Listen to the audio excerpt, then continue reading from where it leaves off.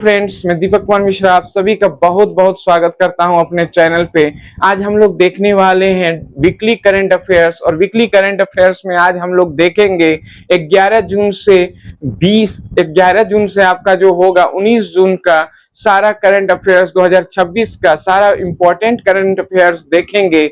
और ये current affairs आपको बीपीएससी में, दरोगा में, मतलब जो भी टाइप का एग्जाम आता है तो सभी में करंट अफेयर्स का इंपॉर्टेंट रोल होता है। यानी वीकली करंट अफेयर्स में आपका स्पेशल क्वेश्चन देखा जाएगा। और स्पेशल क्वेश्चन अभी देखेंगे कि बीपीएससी का 26 जुलाई से आपका एग्जाम है, यानी 26 जुलाई से नहीं 26 जुलाई को ही एग्जाम है। और ये क्लियर कर दिया गया बीपीएससी आयोग के द्वारा कि एग्जाम 26 जुलाई को ही होगा। यानी कि एग्जाम में किसी भी प्रकार का चेंजिंग आना नहीं है। यानी कि एग्जाम जो है टाइम पे होगा और 26 जुलाई को होगा, 12 से 2 बजे तक होगा। ये सारा क्लियर हो चुका है। तो उसमें हम लोग देखेंगे कि बीपीएससी का बहुत बहुत वैल्यू है। और बीपीएससी का जब एग्जाम जाइएगा देने तो उसमें करंट अफेयर्स का भी वैल्यू बहुत ही इंपॉर्टेंट है। करंट अफेयर्स आपको पूछा जाएगा और करंट अफेयर्स थोड़ा मोड़ा नहीं पूछा जाएगा, 25 से 30 क्वेश्चन पूछा जाएगा। उसमें ही बिहार करंट अफेयर्स भी रहेगा और नेशनल इंटरनेशनल सभी टाइप के करंट अफेयर्स उसमें रहते हैं। इसीलिए करंट अफेयर्स का वैल्यू आपका एग्जाम को ध्यान में रखते हुए बहुत बहुत इंपॉर्टेंट है। आप सभी को बीपीएससी का जो एग्जाम देने जाइएगा, आप सभी को बहुत बहुत शुभकामनाएं हैं। तो बहुत ही इंपॉर्टेंट है। और सबसे बड़ी बात है पेपर लीक ना हो, ये सबसे ज्यादा जरूरी है। यानी कि अभी जो पैटर्न चल रहा है, अभी जो रुझान चल रहा है, सभी चीज का पेपर लीक हो रहा है। यानी कि सब जगह का, सिर्फ बिहार ही बदनाम है ऐसा है, लेकिन सभी जगह सेंट्रल लेवल पे, चाहे वो मध्य प्रदेश में कोई भी एग्जाम हो, यूपी में, सब जगह क्वेश्चन लीक होने की खबर आ रही है। बिहार तो यूं ही बदनाम है, सभी राज्य में वही हाल है। तो अब हम लोग देखते हैं, भरोसा कर सकते हैं कि सही से एग्जाम लिया जाए, क्योंकि विद्यार्थी का, स्टूडेंट का जो होता है साल भर का मेहनत होता है। बिहार में तो साल भर क्या 2 साल का ही है, तो बहुत दिनों से इंतजार किया जाता है एग्जाम का। तो बहुत ही इंपॉर्टेंट है कि क्वेश्चन जो है अच्छे से, क्वेश्चन तो अच्छा से ही आता है लेकिन क्वेश्चन लीक हो जाता है, ये बहुत बड़ी समस्या है। और इस समस्या को सरकार को जो है दूर करना होगा, विद्यार्थी में भरोसा दिलाना होगा कि विद्यार्थी में जो है किसी भी तरह से वो सिर्फ पढ़ाई करे और क्वेश्चन लीक ना हो, सही से एग्जाम हो, तभी जो है अच्छा से रिजल्ट आएगा। नहीं तो फिर बेकार हो जाएगा रिजल्ट। जो है देना, जो है ना देना, देना बराबर ही होगा जब वहां पे एग्जाम सही से नहीं लिया जाएगा। तो इस सब चीज को जो है आपको, सरकार को ध्यान देना पड़ेगा। अब हम लोग करंट अफेयर्स देखते हैं, वीकली करंट अफेयर्स बहुत इंपॉर्टेंट है। पहला क्वेश्चन, 11 जून से 19 जून का सारा बेहतरीन क्वेश्चन दे रहे हैं। पहला क्वेश्चन है, हाल ही में आयुष्मान भारत प्रधानमंत्री जन आरोग्य योजना को लागू करने वाला 36वां राज्य कौन बना है? बहुत बहुत इंपॉर्टेंट क्वेश्चन है। यानी कि 36वां राज्य कौन बना है? आयुष्मान जो कार्ड होता है, देखते होंगे उसमें 5 लाख का मुफ्त इलाज करवाया जाता है।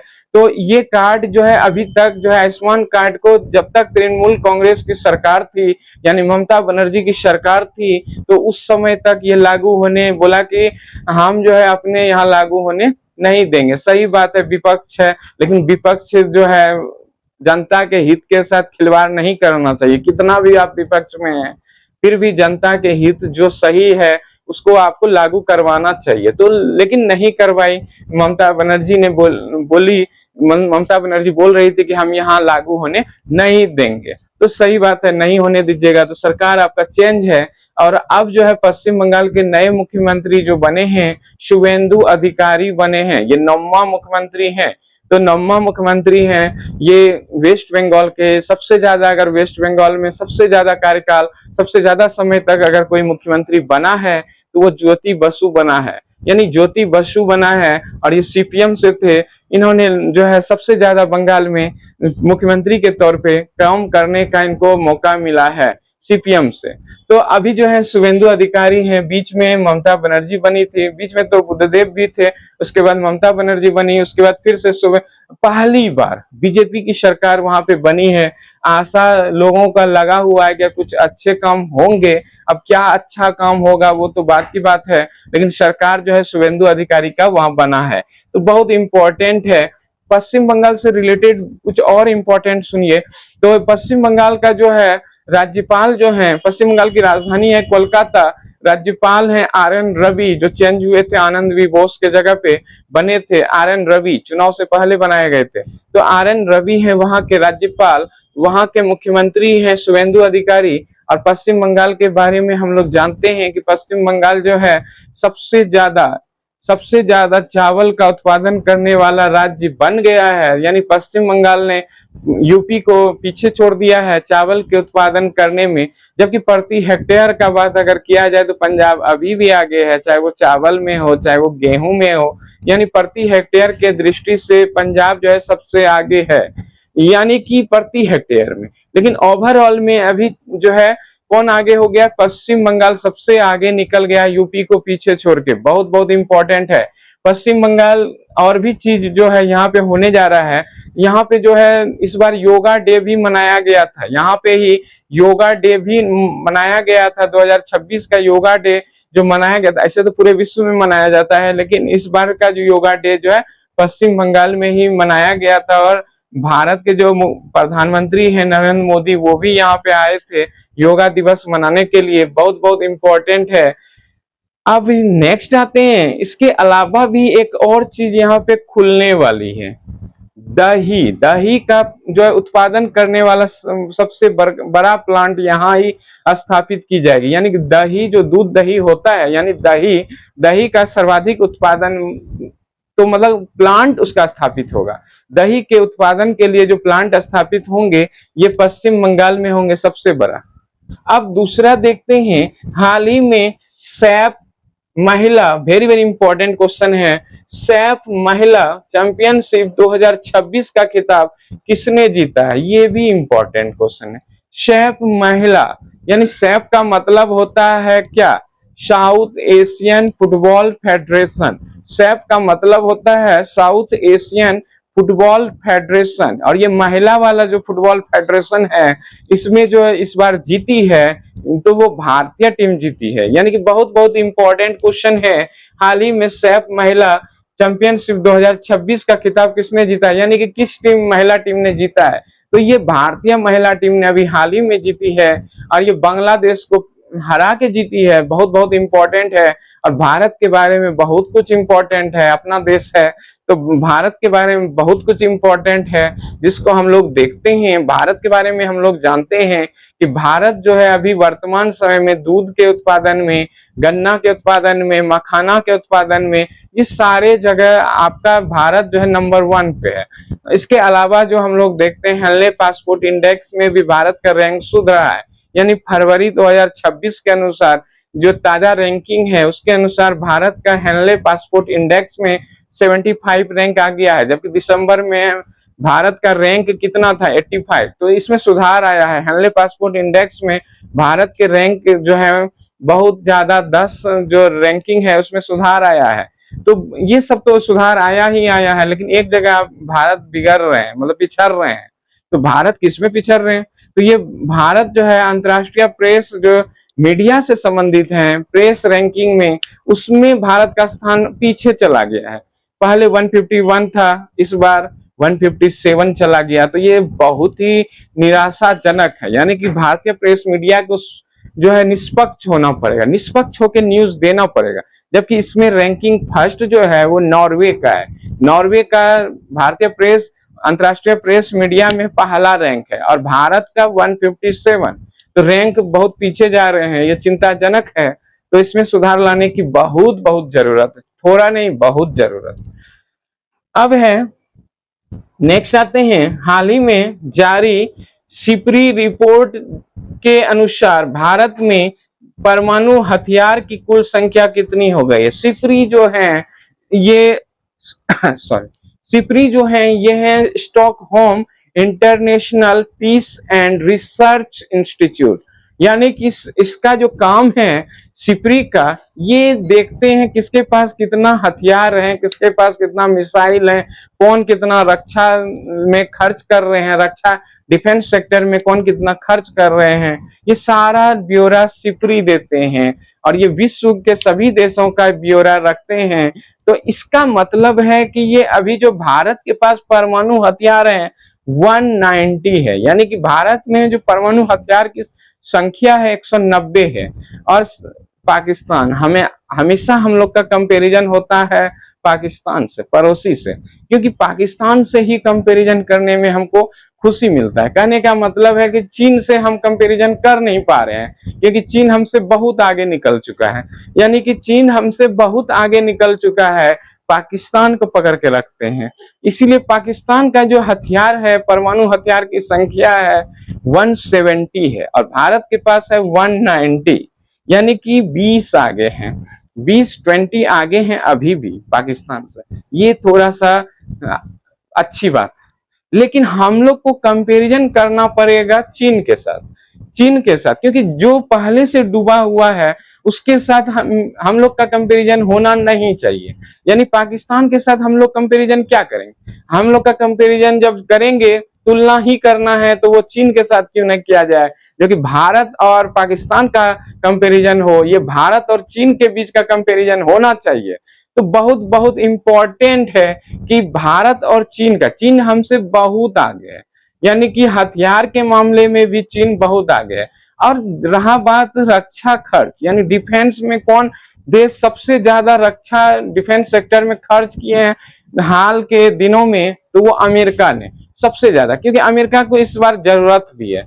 अमेरिका को जरूरत इसलिए है कि अभी उसका युद्ध हो रहा है ईरान से, और उसके अलावा वो हथियार बेचते भी हैं, यानी कि हथियार को, आर्म्स को बेचना उसका जो है बिजनेस है, इसीलिए वो खर्च डिफेंस सेक्टर पे ज्यादा करेंगे, ये सही बात है। यानी कि रक्षा जो खर्च है वो अमेरिका का सबसे टॉप है और भारत का अपना रक्षा खर्च करने में 5th रैंक है, यानी 5वां रैंक है। तो इस सब सेक्टर में अगर आप खर्चा कर रहे हैं तो अच्छी बात है, लेकिन थोड़ा सा और आगे बढ़ना पड़ेगा। पाकिस्तान से हम लोग का टक्कर नहीं होना चाहिए, क्योंकि पाकिस्तान जो है कहीं नहीं है, भारत के आगे पाकिस्तान कहीं नहीं ठहरता है। इसीलिए हम लोग का टक्कर अब थोड़ा सा बेस लेवल बढ़ाना पड़ेगा, और ये पाकिस्तान के साथ मेरा टक्कर अब हमारे देश का हो नहीं सकता है। पाकिस्तान तो पहले से कंगाली में है, अगर उसके साथ हम अपना टक्कर तुलना करते हैं तो ये बेकार की बात है। तो अब कंपैरिजन का लेवल बढ़ाना चाहिए, लेकिन चीन के साथ कंपैरिजन करने में बहुत जगह चीन को भी भारत टक्कर दे रहे हैं, लेकिन फिर भी अभी भी चीन जो है बहुत आगे है। अब देखते हैं 4 नंबर क्वेश्चन, बहुत बहुत इंपॉर्टेंट क्वेश्चन है। हाल ही में भारत ने दिनेश त्रिवेदी को, बहुत इंपॉर्टेंट है, दिनेश त्रिवेदी को किस देश में अपना उच्चायुक्त नियुक्त किया गया है, यानी कि किस देश में दिनेश त्रिवेदी, ये पहले ये जो है देश के रेल मंत्री भी रह चुके हैं, ये तृणमूल कांग्रेस पार्टी से संबंधित थे, ये देश के जो है रेल मंत्री भी रह चुके हैं। बहुत बहुत इंपॉर्टेंट क्वेश्चन है। तो इसका जो बात आता है, तो इनको जो है अभी बांग्लादेश, कहाँ पे नियुक्त किए गए हैं ब्रांड एम्बेसडर, बांग्लादेश, क्योंकि पश्चिम बंगाल से संबंधित है और पश्चिम बंगाल और बांग्लादेश का जो है दोस्ती यारी सटा हुआ है।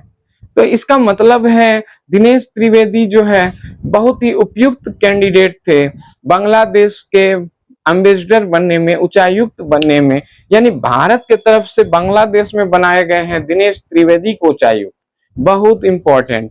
अब बांग्लादेश के बारे में जानते हैं, बांग्लादेश के जो अभी प्रधानमंत्री बने हैं वो तारिक रहमान बने हैं, बहुत इंपॉर्टेंट।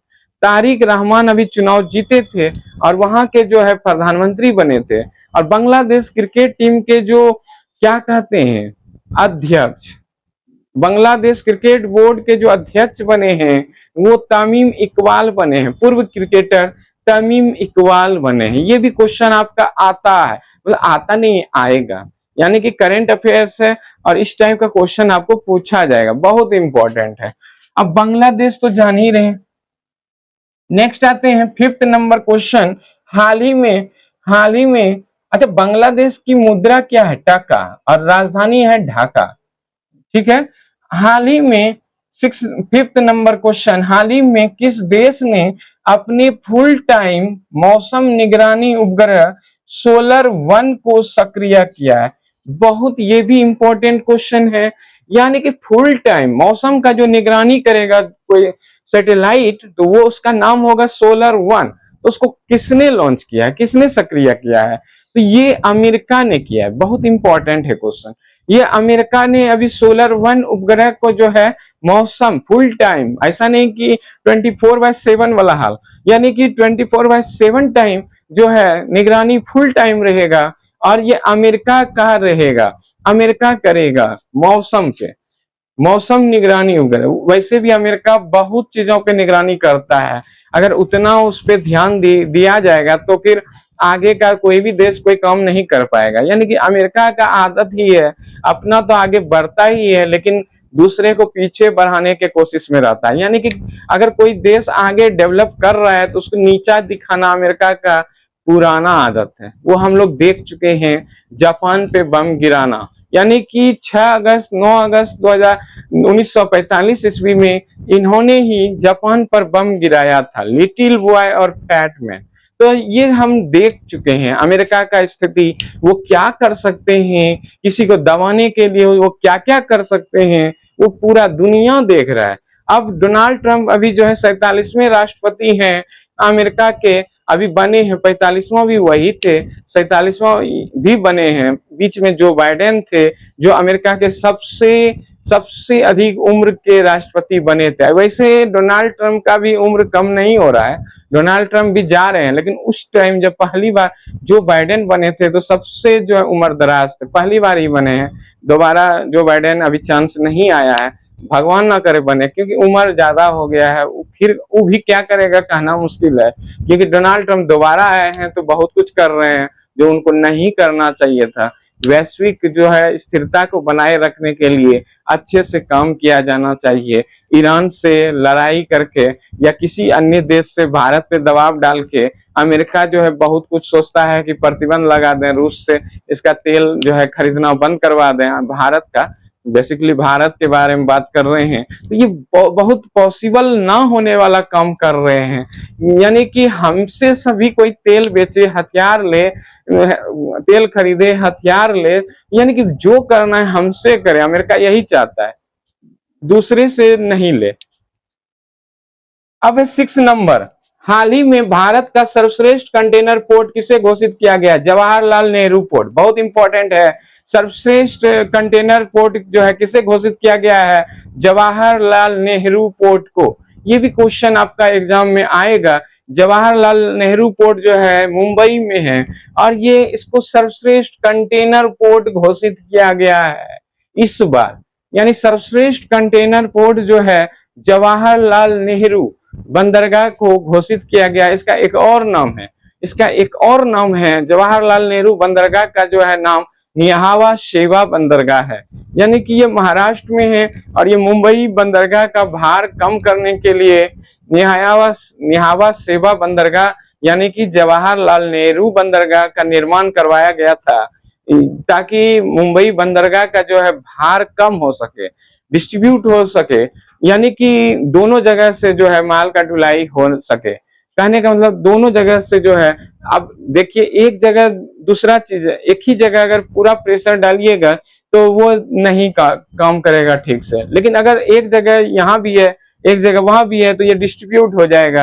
हम लोग देखते हैं 7 नंबर क्वेश्चन, बहुत ही इंपॉर्टेंट करंट अफेयर्स है। हाल ही में जारी ग्लोबल पीस इंडेक्स 2026 में कौन शीर्ष पर रहा है? बहुत इंपॉर्टेंट क्वेश्चन है ये। 2026 का ग्लोबल पीस इंडेक्स हम लोग जानते हैं, ये प्रत्येक वर्ष जो है ग्लोबल पीस इंडेक्स दिया जाता है और 2026 में जो है आइसलैंड, पहले भी आइसलैंड ही टॉप हुआ करते थे और इस बार भी आइसलैंड ही टॉप है। यानी कि इसमें कोई परिवर्तन ज्यादा नहीं आया है और आइसलैंड टॉप पे रहे हैं। बहुत बहुत इंपॉर्टेंट है, आइसलैंड टॉप पे रहे हैं। तो अपना भारत कहाँ रहा है? मतलब इस ग्लोबल पीस इंडेक्स में अपना भारत जो है, मतलब जो भी वर्ल्ड का इंटरनेशनल जो भी इंडेक्स होता है उसमें भारत हमेशा पिछड़ते रहे हैं। ऐसा नहीं कि ये सरकार आया वो सरकार आया, मतलब शुरू से ही हालत खराब है।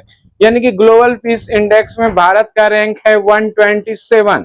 127 है भारत का रैंक ग्लोबल पीस इंडेक्स में।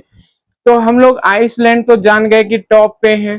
टॉप 3 इसके कौन है लिस्ट में, ग्लोबल पीस इंडेक्स में टॉप 3 कंट्री कौन कौन है? तो पहला तो आइसलैंड हो गया, दूसरा है न्यूजीलैंड और तीसरा है स्विट्जरलैंड। तो ये टॉप 3 के कंट्री हैं जो ग्लोबल पीस इंडेक्स में टॉप किए हैं, यानी टॉप 3 आइसलैंड फर्स्ट, सेकंड है न्यूजीलैंड और थर्ड है स्विट्जरलैंड।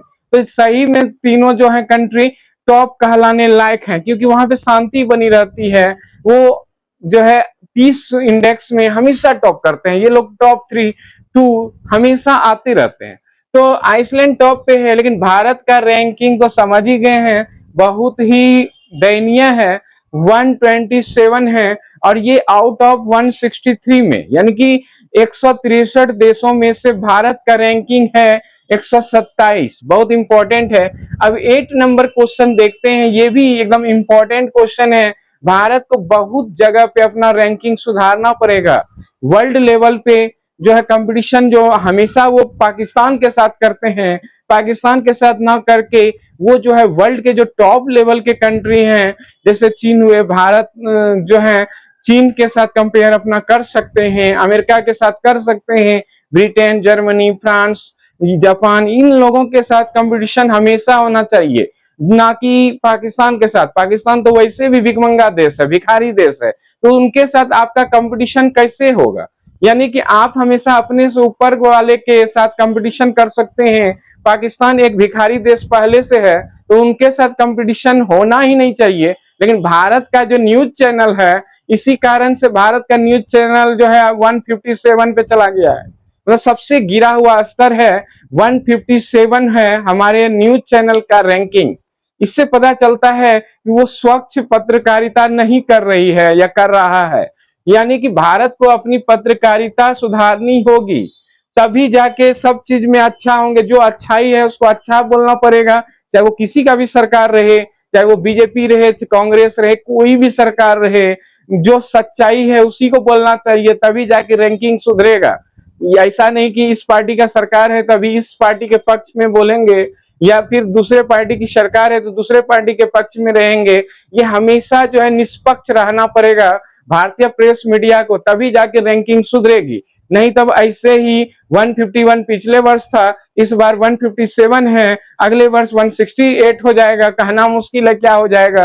अगर इस तरह से जो है पत्रकारिता करेंगे तो बहुत ही दयनीय स्थिति होने वाले हैं। जब तक वो अपने देश के बारे में नहीं बताएंगे, जो सच्चाई है बेरोजगारी पे, स्वास्थ्य पे, चाहे वो रोड पे, कोई भी चीज जो जानकारी नहीं देंगे, अच्छे से सरकार को नहीं बताएंगे, तो वो सरकार का, सिर्फ कोई भी सरकार हो, सरकार से मतलब नहीं है, किसी भी सरकार का जब अच्छाई होगा तो उसको अच्छा बोलना पड़ेगा, अगर खराब है तो वहां पे उसको जगाना पड़ेगा, वहां पे उनके बारे में बोलना पड़ेगा कि इस क्षेत्र में काम करना चाहिए। तो ये तभी रैंकिंग जो है प्रेस मीडिया का भी सुधरेगा और भारत का भी जो है पीस इंडेक्स में, चाहे वो कोई भी इंडेक्स हो, सभी में रैंकिंग धीरे धीरे सुधरेगा। मतलब निष्पक्ष होना पड़ेगा पत्रकार को, ऐसा नहीं कि इस सरकार का अभी गवर्नमेंट है तो इसके बारे में अच्छा बोलेंगे, वैसे रैंकिंग नहीं सुधरेगा।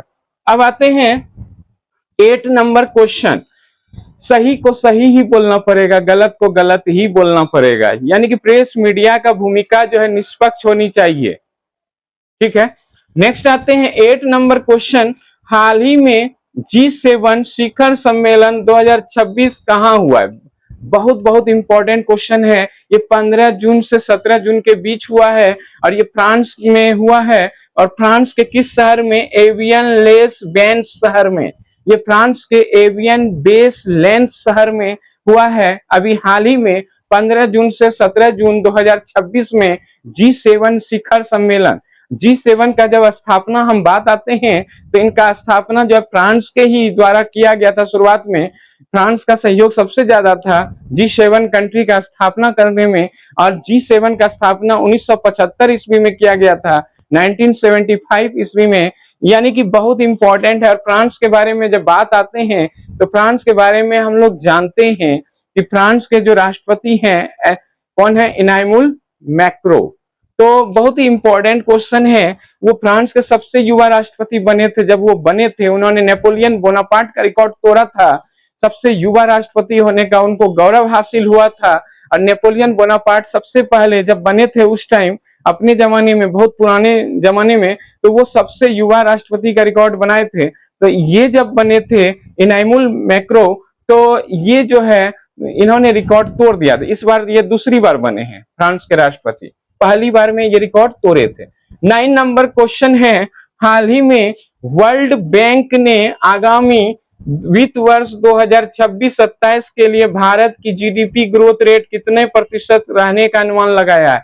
ये जीडीपी ग्रोथ रेट के बारे में बहुत विश्व की सारी संस्थाएं जो है अपना अपना रिपोर्ट देती है। और भारत के बारे में, चाहे वो किसी भी देश के बारे में, वर्ल्ड बैंक, आईएमएफ, ये सारा डब्ल्यूटीओ, ये सारा रिपोर्ट अपने अपने तरीके से देती है। चाहे वो भारत की भी संस्था है, आरबीआई या एसबीआई, सभी लोग अपना अपना रिपोर्ट जो है पेश करती है कि भारत का जीडीपी जो है कितना परसेंट रहेगा 2026-27 के लिए। तो वर्ल्ड बैंक ने पेश किया है अभी भारत का जीडीपी, और भारत के जीडीपी के बारे में बताया है कि भारत का जीडीपी 2026-27 के लिए 6.6% रहेगा, यानी कि 6.6%। ये ठीक ठाक है। अगर विश्व का जीडीपी का स्थिति देखा जाए तो उस हिसाब से भारत का जीडीपी जो है ठीक है। यानी कि अभी जो विश्व में आर्थिक संकट आ रहा है, उन सबको ध्यान में रखते हुए अभी जो है भारत का जीडीपी ठीक ही कहा जाएगा, और ठीक ही है। इस सब में कोई दिक्कत नहीं है। और मेन है कि अपना प्रेस मीडिया को स्वतंत्र होना पड़ेगा। तो बहुत जगह प्रेस मीडिया जो है सही जगह नहीं रहते हैं। सरकार का अगर गलत भी कार्य हो रहा है तो उसको आप जो है प्रेस मीडिया वाले उसको सही बताने में लगे रहते हैं। तो उस सब चीज से आपका रैंकिंग नहीं सुधरने वाला है। रैंकिंग सुधारना पड़ेगा। रैंकिंग अगर विश्व में सुधारना है तो आपको सही को सही ही बोलना पड़ेगा और गलत को गलत ही बोलना पड़ेगा, चाहे वो किसी की भी सरकार हो। सरकार से मतलब नहीं है, अपना रैंकिंग सुधारिए। बहुत बहुत इंपॉर्टेंट क्वेश्चन सारा है। अब हम लोग पढ़ाने के क्रम में थोड़ा सा देना पड़ता है, क्योंकि भारत का रैंकिंग जो है प्रेस मीडिया का बहुत स्थिति बिगड़ गया है। इसीलिए समझाना जो है, दिमाग में अपना ओपिनियन देना जरूरी होता है, तभी ये रैंकिंग। अपना ओपिनियन क्या, पूरा विश्व के लोग या भारत के लोग जानते हैं कि प्रेस मीडिया का क्या स्थिति है भारत में। अब 10 नंबर क्वेश्चन देखते हैं। हाल ही में टाइम जो है ये मैगजीन विश्व के 10 नंबर क्वेश्चन है, हाल ही में टाइम के 100 सबसे प्रभावशाली खिलाड़ियों की सूची 2026 में एकमात्र भारतीय खिलाड़ी जो शामिल हुई है, हुआ है नहीं, हुई है, तो एकमात्र भारतीय खिलाड़ी जो इस बार शामिल हुई है उनका नाम है स्मृति मंधाना। यानी कि टॉप लिस्ट जो प्रभावशाली खिलाड़ी का बनाते हैं टाइम इंस्टीट्यूट वाले, तो उसके विश्व का है ये संस्था। तो इसमें टॉप पे एकमात्र भारतीय खिलाड़ी स्मृति मंधाना है। और ये भारतीय महिला क्रिकेट टीम की रीढ़ की जो हड्डी होती है, कहने का मतलब वो दिल, और ये है मतलब कहने का मतलब है कि भारतीय क्रिकेट टीम का जो महिला का क्रिकेट टीम है पूरी तरह से स्मृति मंधाना पे निर्भर है। जिस तरह से वनडे क्रिकेट में विराट कोहली पे निर्भर है पूरा टीम, अभी भी देख सकते हैं स्थिति, अगर वो नहीं रहते हैं तो क्या स्थिति हो जाता है। तो कहने का मतलब है उसी तरह से इनका भी स्थान वही है, स्मृति मंधाना का भी स्थान महिला टीम में वही है जो विराट कोहली का स्थान है, पोजीशन है पूरे विश्व में। अब 11 नंबर क्वेश्चन देखते हैं। हाल ही में राष्ट्रीय सांख्यिकी आयोग का अध्यक्ष किसे नियुक्त किया गया है? बहुत इंपॉर्टेंट है ये भी क्वेश्चन, आपका जबरदस्त क्वेश्चन है, स्पेशल क्वेश्चन है। राष्ट्रीय सांख्यिकी जो अध्यक्ष हैं आयोग के, वो किसे बनाया गया है? सेबल चट्टोपाध्याय को। किसे? सेबल चट्टोपाध्याय को बनाया गया है। राष्ट्रीय सांख्यिकी आयोग है। और राष्ट्रीय सांख्यिकी जो है दिवस भी हम लोग जानते हैं कि राष्ट्रीय सांख्यिकी दिवस 29 जून को मनाया जाता है प्रति वर्ष। और ये किनके जन्मदिन पे मनाया जाता है? तो ये पीसी महालनोबिस के जन्मदिन पे मनाया जाता है। 29 जून को राष्ट्रीय सांख्यिकी दिवस मनाते हैं। वह वेरी वेरी इंपॉर्टेंट और स्पेशल क्वेश्चन है। ये प्रति वर्ष मनाते हैं और प्रत्येक एग्जाम में आज तक का पूछा गया है, चाहे वो बीपीएससी हो, चाहे रेलवे हो, चाहे दरोगा हो, सभी जगह क्वेश्चन ये यूपीएससी तक पूछा जाता है। राष्ट्रीय सांख्यिकी दिवस वो मिलान करने के लिए यूपीएससी में दिया जाता है। तो आपको इस तरह का क्वेश्चन दिवस से, चाहे वो बुक से, ये सब क्वेश्चन बहुत इंपॉर्टेंट क्वेश्चन होता है। दिवस से भी क्वेश्चन पूछा जाता है। अभी बिहार एसएससी इंटर और ग्रेजुएशन लेवल का जो है एग्जाम आएगा। अब कब देगा एग्जाम का डेट कहना मुश्किल है बिहार सरकार का, लेकिन देगा। तो उसके लिए भरोसा रखना पड़ेगा। बिहार सरकार जो है अभी एग्जाम का डेट निकालेगी, लेकिन कब निकालेगी वो भी कहना मुश्किल है, क्योंकि बिहार सरकार जो है इस और ध्यान ही नहीं दे रही है। बिहार एसएससी इंटर हो, ग्रेजुएशन हो, ये सचिवालय का जो भी पोस्ट है, जो भी एग्जाम है, उसको जल्दी से जल्दी निकालना पड़ेगा सरकार को। 2.5 साल यानी 2.5 साल से ज्यादा हो गया है फॉर्म को भराए हुए। खाली फॉर्म को भराया जाता है, बीच बीच में सीट को उसको बढ़ा दिया जाता है थोड़ा बहुत। तो उससे क्या होगा, उसको एग्जाम को जो है अप टू डेट करना पड़ेगा और सभी एग्जाम को ऑन टाइम लेना पड़ेगा, जिससे कि विद्यार्थी का, स्टूडेंट का मनोबल गिरे नहीं। इससे क्या होता है ना कि एग्जाम आप एक बार वैकेंसी दे दिए, 5 साल में एग्जाम लीजिएगा, तो उससे आपका विद्यार्थी का मनोबल टूटेगा। तो इस सब चीज पे भी सरकार को ध्यान देना पड़ेगा। नेक्स्ट है हाल ही में जारी 12 नंबर क्वेश्चन, हाल ही में जारी क्यूएस वर्ल्ड यूनिवर्सिटी रैंकिंग 2027 में किस स्थान को, मतलब भारत का सर्वोच्च किस इंस्टीट्यूट को या संस्थान को, यहाँ पे संस्थान होगा, तो ये किस संस्थान को जो है, किस संस्थान को भारत का सर्वश्रेष्ठ शिक्षण संस्थान बनाया गया है, मतलब घोषित किया गया है। वैसे तो हम लोग जानते हैं कि भारत का जो सर्वोच्च शिक्षण संस्थान है, ये क्यूएस यूनिवर्सिटी वर्ल्ड की सबसे बड़ी यूनिवर्सिटी रैंकिंग देने वाली संस्था है। और इन्होंने भारत के एकमात्र, मतलब कहने का मतलब है भारत का जो, भारत की तरफ से जो टॉप किया है इसमें, वो है आईआईटी दिल्ली, यानी कि आईआईटी दिल्ली जो है टॉप किए हैं। लेकिन इसका ओवरऑल अगर विश्व में बात किया जाए तो फिर भी रैंकिंग है 332। तो इससे पता चलता है कि भारत का जो शिक्षा का जो हायर एजुकेशन है, उसमें भारत का स्थिति और भी दयनीय है। यानी कि आपका जो है टॉप 300 में भी नहीं आ पा रहा है, यानी कि 332 रैंकिंग है। जो आईआईटी दिल्ली है वो टॉप किए भारत की तरफ से, उनका भी रैंकिंग 332, यानी कि बहुत पीछे जा रहा है भारत का यूनिवर्सिटी जो है रैंकिंग में, विश्व के रैंकिंग में बहुत ही पीछे चल रहा है। और इस टाइप का क्वेश्चन आपको एग्जाम में पूछेगा, यानी कि आईआईटी दिल्ली का स्थान भारत की तरफ से टॉप है, वो भी 332 है विश्व में ओवरऑल। तो टॉप में कौन है विश्व के, तो एमआईटी है टॉप में। मैसाचुसेट्स जो है इंस्टीट्यूट ऑफ टेक्नोलॉजी जो है वो सबसे टॉप पे है, वो अमेरिकन जो है यूनिवर्सिटी है और इनका रैंकिंग जो है सबसे टॉप रहा। और सेकंड में है इंपीरियल कॉलेज, यानी कि ये भी इंग्लैंड के हैं, यूके के हैं, इंपीरियल कॉलेज, ये भी सेकंड टॉप हैं। और थर्ड जो है स्टैनफोर्ड यूनिवर्सिटी हैं, ये भी अमेरिका के हैं। और चौथे में चले गए हैं ऑक्सफोर्ड यूनिवर्सिटी, जो पहले टॉप पे हुआ करते थे, स्टैनफोर्ड और ऑक्सफोर्ड, इनका रैंकिंग पीछे चला गया है। ऑक्सफोर्ड यूनिवर्सिटी भी यूके के हैं और स्टैनफोर्ड यूनिवर्सिटी अमेरिका के हैं, तो ये टॉप 3 और 4 में चले गए हैं। ऑक्सफोर्ड यूनिवर्सिटी 4 और 3 पे है स्टैनफोर्ड यूनिवर्सिटी। और भारत का जो यूनिवर्सिटी है, यानी कि जो बात करते हैं आईआईटी दिल्ली का, ये भारत की तरफ से भले ही टॉप है, लेकिन इनका भी रैंकिंग 332 है। तो ये बहुत सोचने वाली स्थिति है भारत सरकार के सामने कि रैंकिंग जो है इतना गिरा हुआ कैसे हो सकता है। इसमें सुधार करना पड़ेगा, राजनीति से ऊपर उठ के जो है यूनिवर्सिटी हो, एजुकेशन हो, जॉब हो, इस सब पे ध्यान देना पड़ेगा सरकार को, नहीं तो इसी तरह से रैंकिंग और पीछे जाएगा।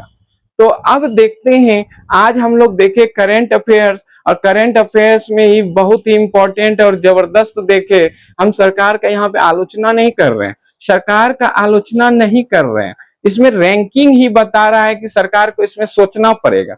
यानी कि चाहे वो प्रेस मीडिया का रैंक हो, चाहे वो यूनिवर्सिटी में रैंक हो, चाहे वो पीस इंडेक्स में रैंक हो, ये सब देख के हम लोग को भी आश्चर्य होता है कि भारत जो है कैसे इतना पीछे जा सकता है।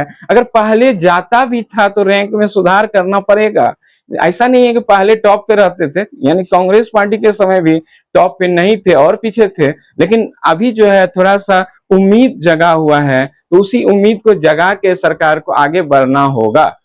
आज हम लोग देखे करंट अफेयर्स 11 जून से 19 जून, आप लोग का बहुत बहुत सपोर्ट है। उन सपोर्ट के सहारे ही हम लोग आगे बढ़ेंगे और प्रत्येक दिन आपको हम लोग जो है वीकली करंट अफेयर्स, अब धीरे धीरे जो है हम लोग का जो है वीकली करंट अफेयर्स मैनेज होगा। उसके बाद कंट्रोल में आने के बाद हम लोग हिस्ट्री ज्योग्राफी सब भी देखेंगे। इसके अलावा मैथ का भी क्लास जो है अलग से देखा जाएगा। तब तक आप सबका बहुत बहुत धन्यवाद।